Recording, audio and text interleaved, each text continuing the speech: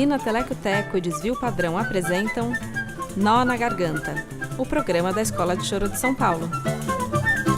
Opa, fala aqui Henrique Menezes, professor de flauta da Escola de Choro de São Paulo. O chorão que anda por aí, pelo interior de São Paulo, sabe que algumas cidades têm uma tradição longa de chorões e seresteiros. Uma dessas cidades, Piracicaba. Sereno, vens de longe, ó Rio, ver tua noiva da colina, cidade que eu faço corrente, no sussurrar que fascina. Estamos ouvindo aí a turma de chorões seresteiros piracicabanos do Conjunto Serenata, acompanhando a Teresa Alves em Murmúrios do Piracicaba, de Erotides de Campos. E é lá de Piracicaba que vem nossa querida Sheina Barros, que toca percussão de um jeito que é de fazer a gente chorar. Hoje ela mora em São Paulo e quem quiser ouvir essa força da natureza em forma de música pode acompanhar grupos como Água de Vintém e o Batuqueiros e Sua Gente.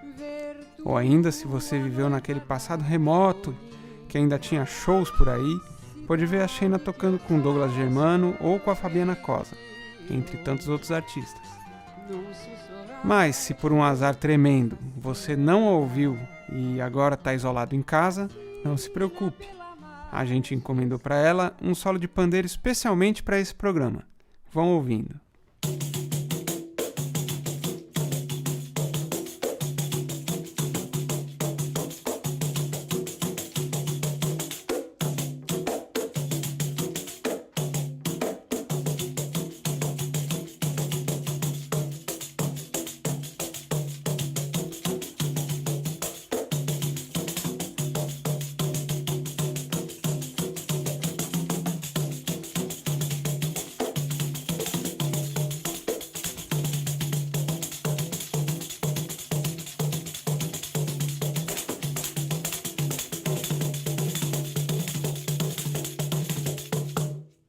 Não é bonito?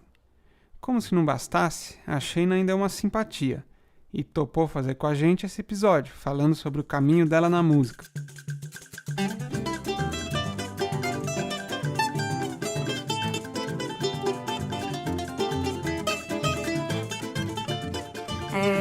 Sou do interior, uma cidade chamada Piracicaba, interior de São Paulo, cidadezinha boa. Venho de uma família muito musical, onde a gente morava na casa dos meus avós paternos e durante o dia era uma oficina e à noite virava um salão de festas e era conhecido como Chiboca. Lá sempre tinha rodas de sambas, tinha grupos fundados lá e tal, e eu sempre cresci nesse ambiente. Eu não sei exatamente como eu entrei assim pra música, porque acho que a música sempre esteve comigo, esteve em mim. Assim. Meu pai falava que eu sempre ficava muito de olho, assim, toda vez que tinha alguma apresentação de música, uma roda de samba, eu sempre ficava do lado, não sei o quê. E teve uma vez que ele falou, aí vai dar coisa, vai dar alguma coisa, vai dar ruim, ele falou.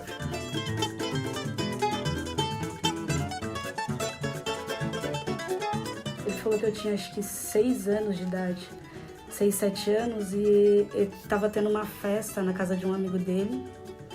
E o samba comendo solto, hora de samba, e eu fiquei sentadinha na cadeira, aí ele me imita, balançando as perninhas assim, até 6 horas da manhã, até acabar. Ele falou, meu, aí tem.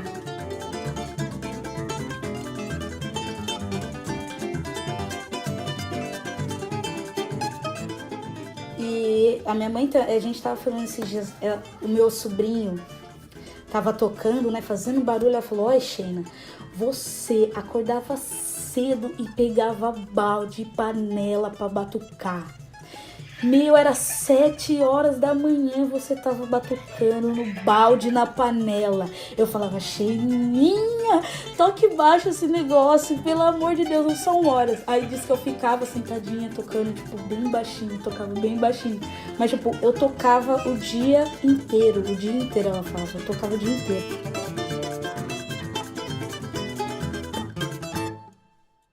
Meu pai toca percussão também, meu pai... É a mesma história, né? Ele teve o primeiro contato musical dele, foi no sítio com os avós, o biso dele, o avô e tal, nessas festas que tinham. Aí depois ele foi pra capoeira. Aí tem todo esse mundo cultural, né, na capoeira, todo esse mundo musical, dessa história incrível. Aí aqui tem um clube chamado 13 de Maio, que é o clube que era dos pretos aqui, né? Lá tinha as festas e tinha o tambu. Vem a matraca, o rio de Piracicaba vai jogar água fora. E foi lá que meu pai conheceu o tambu, que é o batuque de umbigada, que é aqui da Piracicaba, Tietê, Capivari, né? Uma dança cultural aqui dos escravos. Então meu contato sempre foi isso, né? E aí depois disso teve uma viagem para Franca que o tambu foi e meu pai falou, vamos lá para você ajudar a gente, né? E aí lá eu toquei o quinjene, toquei o tambu, não sei o quê. Eu tinha 16 anos nisso. E aí depois ele veio com cachê, que era um trabalho. E esse foi o meu primeiro trabalho pelo tambu. Eu tenho uma alegria de falar isso, né? Tipo, meu primeiro trabalho foi com o tambu, né? Um negócio tão importante, né? Pra cultura, pra mim, né? Pros meus, assim.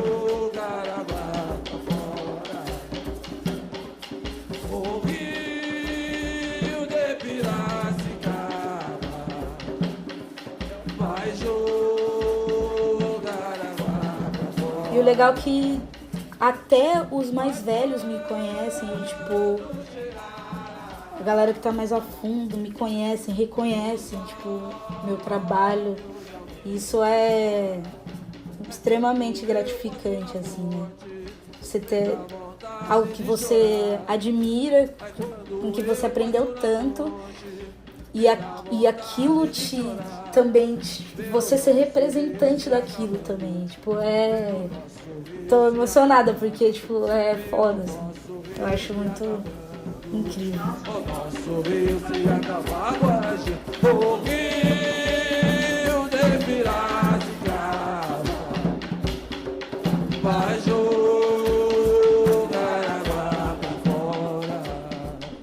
A gente está ouvindo o grupo Casa de Batuqueiro de Piracicaba, em gravação da TV Cultura, na qual a própria Sheina está tocando, e que é o tambu do qual ela falou aqui pra gente. Essas tradições do Sudeste, o tambu, o jongo, o samba e o choro, entre tantas outras, são parte de uma história com forte presença da cultura negra. O que a gente não costuma lembrar é que essa presença provavelmente está ligada ao escravismo em São Paulo e ao boom do café no século XIX, que aumentou muito o tráfico negreiro, ilegal inclusive. Piracicaba, em 1830, tinha 40% da sua população escravizada. Em 1887, um ano antes da abolição, era a terceira cidade com maior população de escravos do estado, depois de Campinas e Bananal, segundo o censo. Os europeus estavam tomando muito café, aliás, com açúcar. E quem estava produzindo isso era, em grande parte, o trabalho forçado dos negros no Brasil. As fazendas de café do interior de São Paulo contribuíram forte para que o Brasil tenha sido o último país a abolir o sistema escravista. E quem anda hoje pelo interior pode ver muita congada, muito cafezal, muito choro, muita cana, muito jongo, muito batuque de umbigada e muito racismo também.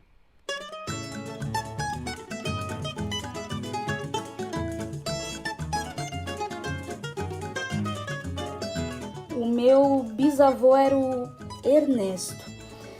E o pai do meu bisavô, ele era o seu Arão, que foi escravo em Campinas, que foi um dos primeiros da minha família a ser aforreado.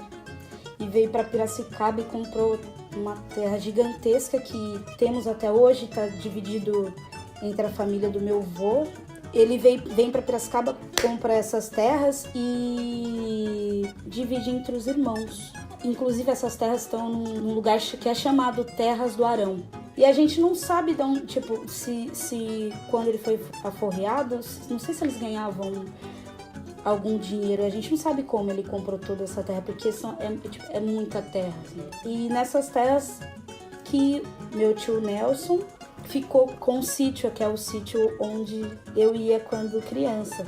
O meu pai fala que todo domingo ele ia, né? E o tio Nel tinha um bandolim, um cavaquinho, um violão e um pandeiro. Inclusive eu soube que esse pandeiro tá com o meu primo Rafa.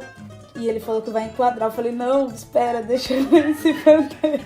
E sempre tinha muita música, né? Rodas de música sertaneja. Tinha pouco samba, tinha mais música sertaneja e choro.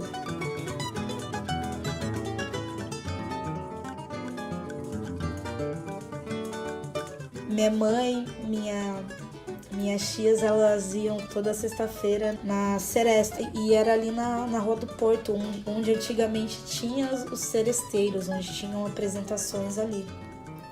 E minha mãe e minhas tias sempre iam e levavam a gente muito criança, assim.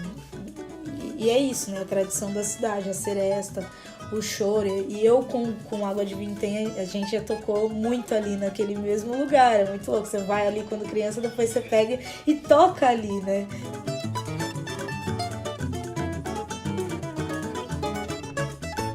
Onde hoje fica a Rua do Porto, com as rodas de choro e seresta, existiu de fato um porto. E era nesse porto que desciam os negros escravizados que iam trabalhar forçado nas lavouras de cana e café. O processo da abolição não produziu nenhum tipo de alternativa para inserir os ex-escravizados na economia. Não deu nenhum dinheiro para o pessoal liberto poder se inserir no mercado, nenhum auxílio emergencial. Não destinou nem um pedacinho da terra das grandes fazendas onde trabalharam e nem uma mulinha sequer. O tataravô da Xena é uma exceção, já que conseguiu ser liberto com um dinheiro bom no bolso. Há quem diga que a abolição foi o ápice de um conchavo, no qual o governo estava fechado com os donos de fazenda no plano de não mexer na propriedade rural, simplesmente substituindo o trabalho escravo pelo de imigrantes pobres. Assim, o grande latifúndio de produção para o mercado externo continuava praticamente intocado, ao preço barato do simples abandono dos recém-libertos. Barato e cruel. Nossos sobrenomes italianos e a marginalização do negro são um sintoma disso. As tensões dessa história não poderiam deixar de marcar a cidade, e quem sai da roda de choro na Rua do Porto e cruza o rio Piracicaba pela Ponte do Mirante, cantando "Quando eu passo na ponte me dá vontade de chorar", "O nosso rio está se acabando, o nosso rio vai se acabar", pode lembrar que ela se chama Ponte Irmãos Rebouças.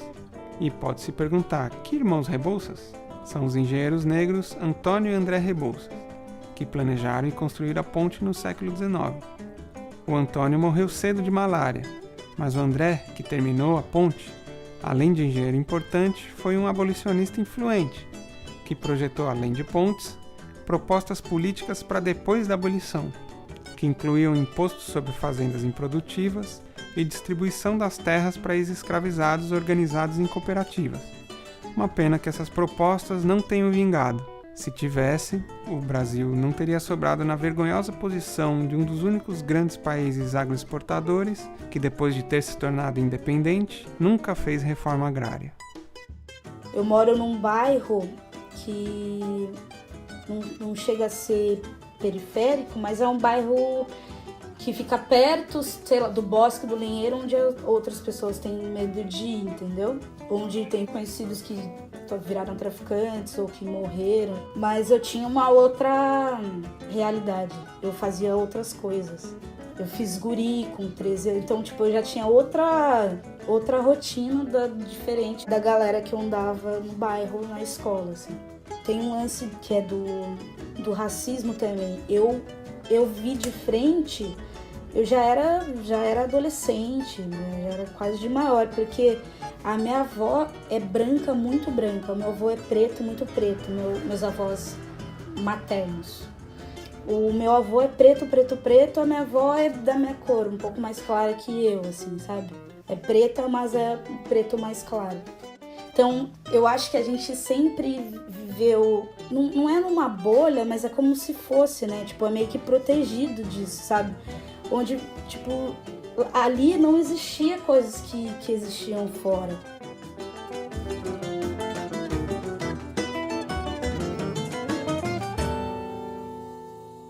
Eu sempre fiquei de olho na percussão, sempre me chamou atenção a percussão. Um dos instrumentos que eu mais gostava era de tocar tabaque. Mas só que eu sempre soube da história, né? Tipo, os mais velhos tocam tal instrumento. Tipo, mulher não toca aquele instrumento. Tipo, o tambu, por exemplo. E eu lembro de chegar assim e já ver uma fogueira com uns instrumentos. O quinjengue, que também é um tronco. E a matraca, assim. A gente vê aqueles instrumentos afinando numa fogueira enorme. Os velhos lá bebendo umas pingas, bebe a pinga, passa no couro, assim, ó, pra esticar.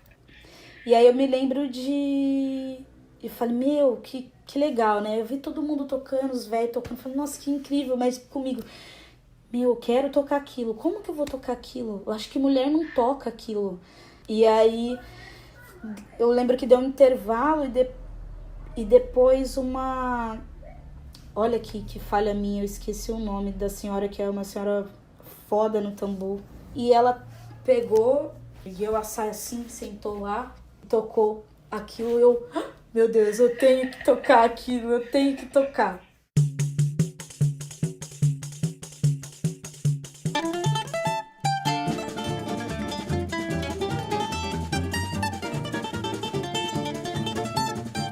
Todos os lugares que eu ia era só eu de mulher, assim, a maioria dos lugares. E tocando pandeiro, né, um instrumento de percussão.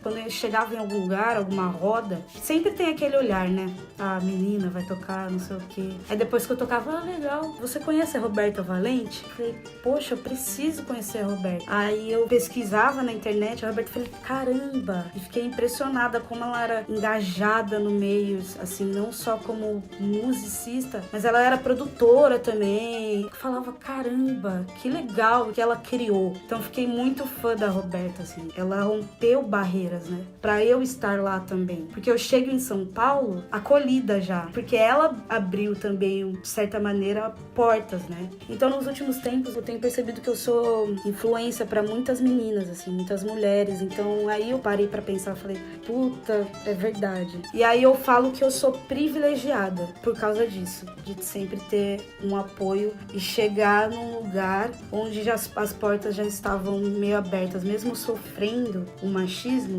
já tinha sido muito pior antes. Teve uma pessoa que já amaciou aquilo, entendeu? E aí você cai meio que a ficha, é muito importante, sabe, a figura feminina.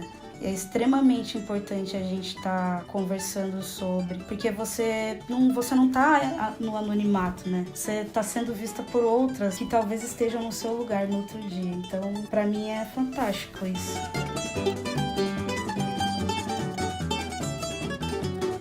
Já peguei, tipo, os velhos e violão.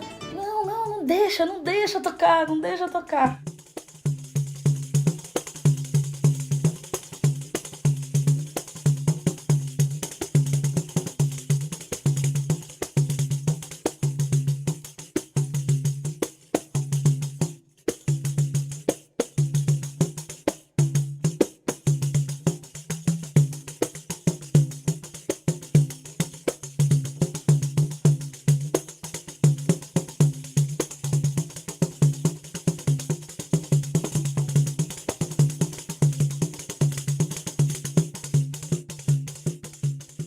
Aí depois vim me parabenizar. Menina, você toca muito, não sei o quê. Oi, tá de parabéns. Tipo, você é menina, mas toca bem. Meu Deus do céu. É besta achar que a Sheina é menina, mas toca bem. Eu, que já tive a alegria de tocar com ela, posso dizer que sua presença é indiscutível e forte, que não atravessa ninguém e toca pro conjunto, está justamente desmantelando esse preconceito. Cada caracachá balançadíssimo do seu pandeiro balança mais um pouquinho a opressão de cor e a opressão de gênero. Dá uma alegria grande ouvir a Sheina tocando, porque sua performance põe em xeque essa tradição brasileira que cultivou para a mulher uma posição duplamente difícil, o preconceito de cor multiplicado pelo de gênero. E é duro a gente reconhecer o legado e a presença do que o escravismo cultivou para a gente no quesito gênero. Além do trabalho pesado, ficou para a mulher toda uma outra série de tarefas que não eram dadas aos homens. Tarefas ligadas ao lar, à afetividade e à sexualidade, como lavar, costurar, cozinhar, amamentar filho dos outros, além do risco iminente de abuso sexual dos patrões, dos seus filhos e ainda por cima de ataques de ciúmes das senhoras. Hoje, o escravismo como sistema acabou, mas pense em que medida a gente em geral continua reproduzindo o vínculo entre gênero, cor, trabalho doméstico, além da multiplicação e sobreposição de trabalhos para as mulheres, do tipo trabalhar sei lá quantas horas, igual aos homens, mas em casa, normalmente elas é que têm a outra jornada de cuidar das crianças e da cozinha, como se isso fosse uma coisa natural. Não é. Que o caracachá da Sheina continue balançando esse nosso duplo preconceito. Bom, nesse episódio a gente ouviu várias gravações da Sheina tocando, mas em particular com o grupo Água de Vintém, que está com um disco novinho na praça. Muito obrigado, Sheina, um abraço a todos e até a próxima.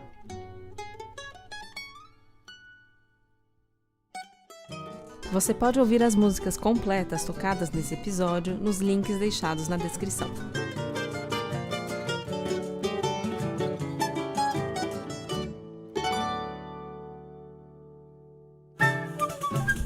Nó na Garganta é uma coprodução da Usina Telecoteco e do coletivo Desvio Padrão para a Escola de Choro de São Paulo.